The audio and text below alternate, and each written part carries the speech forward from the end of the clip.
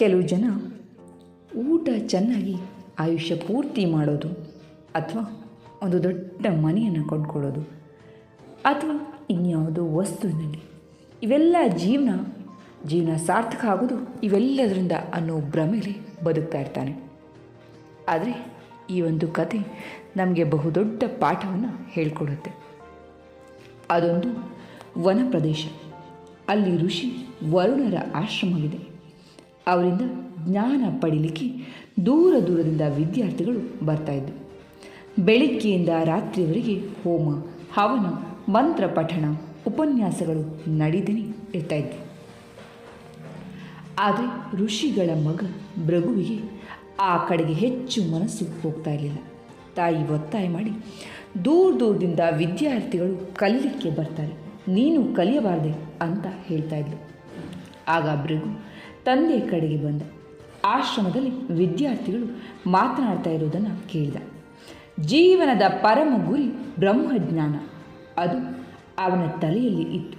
ಸುಮ್ಮನೆ ಸಣ್ಣ ಪುಟ್ಟ ವಿಷಯಗಳ ಬಗ್ಗೆ ತಂದೆಯನ್ನು ಕೇಳುವ ಬದಲು ಇದನ್ನೇ ಕೇಳಬೇಕು ಅಂದ್ಕೊಂಡು ಗುರುವೂ ಆಗಿದ್ದ ತಂದೆಯನ್ನು ಕೇಳಿದ. ನನಗೆ ವರ್ಷಾನುಗಟ್ಟಲೆ ನಡೆಯುವ ಶಿಕ್ಷಣ ಬೇಡ, ನೇರವಾಗಿ ನನ್ನ ಬ್ರಹ್ಮಜ್ಞಾನವನ್ನೇ ನೀಡಿ ಅಂದ. ತಂದೆ ನಕ್ರು. ಆಯಿತು ಮಗು, ಹಾಗೆಯೇ ಆಗಲಿ. ಆದರೆ ಬ್ರಹ್ಮನನ್ನು ನೀನೇ ಹುಡುಕಬೇಕು. ಬ್ರಹ್ಮದ 2 ಲಕ್ಷಣಗಳನ್ನು ಹೇಳ್ತೀನಿ. ಅವು ನಿನಗೆ ಸಿಕ್ಕರೆ ಬ್ರಹ್ಮ ಸಿಕ್ಕ ಹಾಗೆಯೇ. 1ನೆಯ ಲಕ್ಷಣವೆಂದರೆ ಬ್ರಹ್ಮಜ್ಞಾನವಾದರೆ ನಿನಗೆ ತುಂಬ ಸಂತೋಷವಾಗ್ತದೆ. 2ನೇದು, ಆ ಬ್ರಹ್ಮಕ್ಕೆ ಸಾವಿಲ್ಲ, ನೀನು ತಪಸ್ಸು ಮಾಡು, ಹುಡುಕು ಅಂದರು. ಬಾಲಕ ಇಷ್ಟು ಸುಲಭ ಅಂದ್ಕೊಂಡು ಅಂತ ಹೇಳಿ ಮನೆಗೆ ನಡೆದ. ತಕ್ಷಣ ಅವನಿಗೆ ಹೊಳೆಯಿತು, ಹೊಟ್ಟೆ ತುಂಬ ಊಟ ಮಾಡಿದಾಗ ನನಗೆ ಸಂತೋಷ ಆಗ್ತದೆ, ಆದ್ದರಿಂದ ಅದೇ ಬ್ರಹ್ಮ. ತಾಯಿಗೆ ಹೇಳಿ ದಿನಕ್ಕೆ 2 ಬಾರಿ ಊಟ ಮಾಡ್ತಾ ಇದ್ದವನು 3 ಬಾರಿ ಊಟ ಮಾಡತೊಡಗಿದ. 5-6 ದಿನಗಳಾದ ಮೇಲೆ ಒಂದಿನ ಚಿಂತಿಸಿದ, ಅನ್ನವೇ ಬ್ರಹ್ಮ ಅಂತ ತಿಳಿದುಕೊಂಡಿದ್ದೆ. ಊಟ ಮಾಡಿದಾಗ ಸಂತೋಷವೂ ಆಗ್ತದೆ, ಆದರೆ ನಿನ್ನೆ ರಾತ್ರಿ ಮಾಡಿದ ಊಟ ಬೆಳಗಿನ ಹೊತ್ತಿಗೆ ಕರಗಿ ಹೋಗ್ತದೆ, ಮತ್ತೆ ಹಸಿವಾಗ್ತದೆ. ಅಂದರೆ ಅನ್ನಕ್ಕೆ ಸಾವಿದೆ, ಆದ್ದರಿಂದ ಅದು ಬ್ರಹ್ಮ ಇರಲಿಕ್ಕಿಲ್ಲ. ತಂದೆ ಹತ್ತಿರ ಹೇಳಿಕೊಂಡ. ತಂದೆ, ನಿನ್ನ ದಾರಿ ಸರಿಯಾಗಿದೆ, ನೀನೇ ಹುಡುಕು ಅಂತ ಹೇಳಿ ಕಳಿಸಿದ್ರು. ಭೃಗು ಯೋಚಿಸ್ದ. ನಂತರ ದಿನಾಲು ವ್ಯಾಯಾಮ ಮಾಡಲಿಕ್ಕೆ ಆರಂಭಿಸ್ದ. ದೇಹವನ್ನು ಬೆಳೆಸುವುದೇ ಕೆಲಸವಾಯಿತು. ಒಂದಿನ ತಾಯಿ ಇದರ ಬಗ್ಗೆ ತಾಯಿ ಹತ್ತಿರ ಕೇಳಿದಾಗ, ನನಗೆ ಈಗ ಗೊತ್ತಾಗಿದೆ, ಅನ್ನ ಬ್ರಹ್ಮವಲ್ಲ, ಪ್ರಾಣವೇ ಬ್ರಹ್ಮ.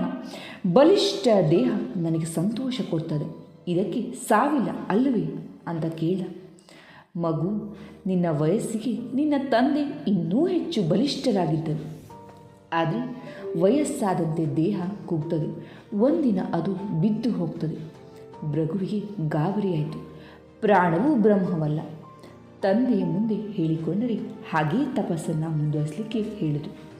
ಆಗ ಚಿಂತಿಸಿ ತೀರ್ಮಾನಕ್ಕೆ ಬಂದ, ನಮ್ಮ ಮನಸ್ಸೇ ಎಲ್ಲಕ್ಕೂ ಕಾರಣ. ಸಂತೋಷ ಬರೋದು ಅಲ್ಲಿಂದಲೇ. ಆ ಮನಸ್ಸಿಗೆ ಸಾವಿಲ್ಲ, ಅಂದರೆ ಅದೇ ಬ್ರಹ್ಮ. ಕೆಲ ದಿನಗಳ ನಂತರ ಅವನಿಗೆ ತನ್ನ ಮನಸ್ಸಿನ ಮಿತಿಗಳ ಅರ್ಥವಾಯಿತು. ಅದು ಮೇಲಿಂದ ಮೇಲೆ ಬದಲಾಯಿಸುವುದು ತಿಳಿಯಿತು. ಆಗ ಭೃಗು ತುಂಬ ತಿಳುವಳಿಕೆಯಿಂದ ಬ್ರಹ್ಮದ ಹುಡುಕಾಟದಲ್ಲಿ ತೊಡಗಿದ. ವಿಶೇಷ ಜ್ಞಾನವನ್ನು ಪಡೆಯಲಿಕ್ಕೆ ಪ್ರಾರಂಭಿಸಿದ. ಆಳವಾದ ಜ್ಞಾನವನ್ನು ಪಡೆದ. ಅದನ್ನೇ ಬ್ರಹ್ಮ ಅಂತ ಭಾವಿಸಿದ. ಯಾಕಂದರೆ ಜ್ಞಾನಕ್ಕೆ ಸಾವಿಲ್ಲವಲ್ಲ. ಕೆಲ ದಿನಗಳ ನಂತರ ಅವನಿಗೆ ಅರಿವಾಯಿತು, ನನಗೆ ತಿಳಿದಿರುವುದು ಎಲ್ಲೋ ಒಂದು ಚೂರು, ತಿಳಿಯಬೇಕಾದದ್ದು ಅಸಾಧ್ಯವಾದದ್ದು. ಆದರೆ ಬ್ರಹ್ಮ ಅಪೂರ್ಣವಾಗಿರುವುದಿಲ್ಲ. ಆದ್ದರಿಂದ ಈ ವಿಜ್ಞಾನವು ಬ್ರಹ್ಮವಲ್ಲ ಅಂತ ತೀರ್ಮಾನಕ್ಕೆ ಬಂದ. ಕೊನೆಗೆ ಮನಸ್ಸಿನ ಒಳಗೆ ತಿರುಗಿಸಿಕೊಂಡು ಅಂತರ್ಮುಖನಾದ. ಒಂದು ಹಂತದಲ್ಲಿ ಅವನಲ್ಲಿ ಶಾಂತತೆ, ಆನಂದ ಮೈದೂರಿತ್ತು.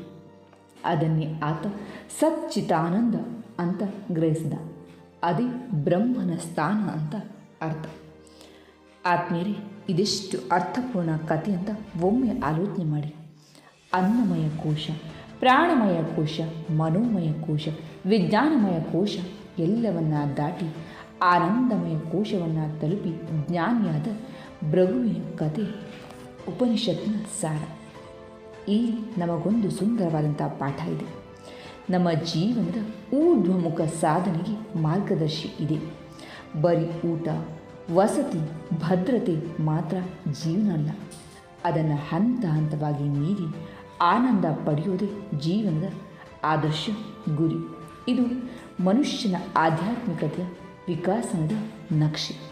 ಕತೆ ಇಷ್ಟ ಆಯಿತು, ಅರ್ಥ ಕೂಡ ಆಯಿತು ಅಂತ ಭಾವಿಸ್ತೀನಿ. ಕೇಳಿದ್ದಕ್ಕೆ ಧನ್ಯವಾದ. ಮೊದಲನೇ ಬಾರಿಗೆ ನಮ್ಮ ಚಾನಲನ್ನು ನೋಡ್ತಾ ಇದ್ದರೆ ತಪ್ಪದೇ ಸಬ್ಸ್ಕ್ರೈಬ್ ಮಾಡಿ, ಲೈಕ್ ಮಾಡಿ, ಶೇರ್ ಮಾಡಿ.